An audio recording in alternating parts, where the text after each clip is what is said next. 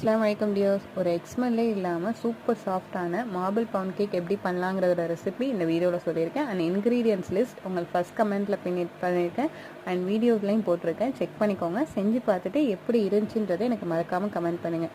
And நம்ம பேக்கிங்கில் பண்ணுற mistakes என்னென்னு பார்க்கலாமா? நம்ம எல்லாருக்குமே பேக் பண்ணுறதுனா ரொம்ப பிடிக்கும். ஆனால் அதில் பண்ணுற சின்ன சின்ன மிஸ்டேக்னால நமக்கு ஒன் ஆர் 2 டைம் பேக் பண்ணி பார்த்துட்டு சரியாக வரல அப்படின்னோடனே நமக்கே மனசு விட்டு போயிடும். என்னடா இது வர மாட்டேது, இதுக்கப்புறம் பண்ண வேணாம் அப்படிங்கிற மாதிரி. பட் ஆனால் சில மிஸ்டேக் அவாய்ட் பண்ணால் நீங்களும் சூப்பராக பேக் பண்ணலாம். என்னென்னு பார்க்கலாமா? ஒன்று, நீங்கள் எந்த இன்க்ரீடியன்ஸும் கூலிங்காக இருக்கக்கூடாது. எடுக்கிற எக்கு, பட்டரு, மில்க் எல்லாமே வந்துட்டு நீங்கள் கேக் யூஸ் பண்ணுற எல்லா இன்க்ரீடியன்ஸும் ரூம் டெம்பரேச்சரில் தான் இருக்கணும் கண்டிப்பாக. ரெண்டாவது மிஸ்டேக் வந்துட்டு ஓவர் மிக்ஸ் பண்ணக்கூடாது. எந்த ஒரு பேட்டரையும் நீங்கள் ஓவர் மிக்ஸ் பண்ணீங்க அப்படின்னா அது டென்ஸ் ஆகிரும். அப்புறம் நீங்கள் எவ்வளோ தான் பேக் பண்ணாலும், எப்படி பேக் பண்ணாலும் அது கேக்கான ஹைட் கிடைக்காது. மூணாவது, பேனில் ஊற்றிட்டு அதை